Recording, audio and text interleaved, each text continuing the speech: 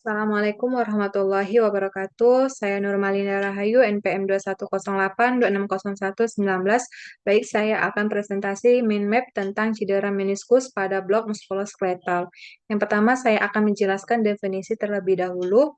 Cedera meniskus ini adalah kondisi berupa adanya luka atau robekan pada tulang rawan lutut yang berfungsi untuk menjaga tulang paha dengan tulang kering agar tidak saling bergesekan ketika tubuh sedang aktif bergerak, terutama pada sendi lutut. Lalu adapun faktor resiko dan etiologinya, yaitu aktivitas sehari-hari, contohnya eh, saat berjalan, memanjat tangga, mengangkat beban yang berat, kemudian kemudian itu yang menyebabkan faktor resiko terjadinya cedera meniskus. Lalu pada dasarnya terjadinya cedera meniskus ini yaitu aktivitas pembebanan yang berlebihan pada lutut, misalnya ada overweight, intensive training, penurunan kekuatan otot, dan kondisi degeneratif. Untuk klasifikasinya sendiri, tipe robekan pada cedera meniskus ini sering dikelompokkan berdasarkan orientasinya. Jika robekan meniskus berdasarkan bentuknya, itu ada vertikal longitudinal, vertikal radial, horizontal, oblik, maupun kompleks. Lalu jika robekannya berdasarkan lokasinya, yaitu ada red zone, red white zone, sama white zone. Lalu untuk pemeriksaan klinisnya, si pasien ini akan merasakan sensasi pupping atau sendi itu terasa bergerak-gerak sendiri.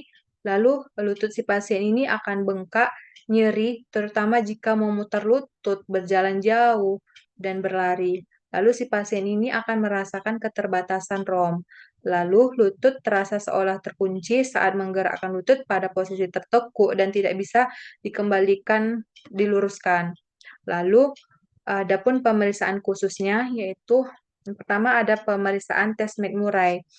Pada saat dilakukan, tangan pada lutut terasa ada respon bunyi. Lalu ada tes Apple. Tes ini untuk membedakan robekan ligamen kolalateral dari robekannya kapsul atau meniskus. Jika muncul nyeri saat traksi dan rotasi, yaitu menunjukkan adanya robekan di ligamen atau kapsul. Lalu jika tidak ada nyeri, maka kemungkinan adanya robekan meniskus. Lalu ada tes Tesali, yaitu pada pasien dengan cedera meniskus medial atau lateral akan merasakan nyeri pada sendi serta sensasi sendi terkunci. Tes ini menunjukkan hasil diagnostik yang akurat sebesar 95%.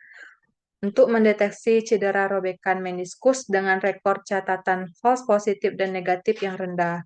Lalu ada pemeriksaan tes Steinman dilakukan untuk membedakan apakah robekan pada meniskus atau ligamen krustasium positif.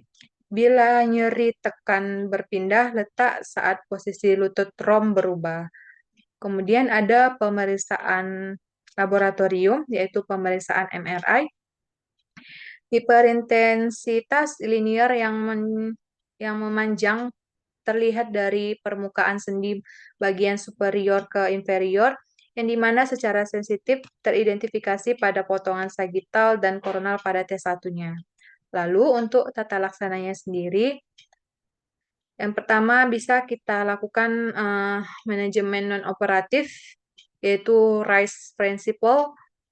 Untuk mengurangi nyeri dan swelling, pemberian es dilakukan selama 20 menit setiap 2 jam sepanjang 24-72 jam pertama pada fase akut. Lalu bisa kita lakukan fisioterapi. ROM-nya ini kan terbatas dan penurunan fleksibel dapat terjadi akibat adanya proses inflamasi berupa edem dan nyeri pada fase sebelumnya. Kemudian bisa kita lakukan latihan kekuatan yang diberikan untuk otot lutut. Lalu untuk tata laksana farmakologinya bisa kita kasih golongan NSAID yaitu natrium diklopenak 2 kali sehari aja. Lalu bisa kita berikan manajemen operatif yaitu kita lakukan minisektomi, yaitu prosedur bedah di mana seluruh atau sebagian meniskus yang rusak di dalam lutut diangkat. pasien dengan robekan meniskus yang lebar atau kompleks, mekanisme traumatik atau efusi pada sendi besar merupakan kandidat untuk dilakukannya intervensi operatif. Pilihan operasi yang dapat diberikan yaitu menisektomi parsial, menisektomi total, menisekal repair, dan transplantasi meniskus. Lalu ini referensi yang saya gunakan. Lebih kurangnya saya mohon maaf. Saya akhiri. Assalamualaikum warahmatullahi wabarakatuh.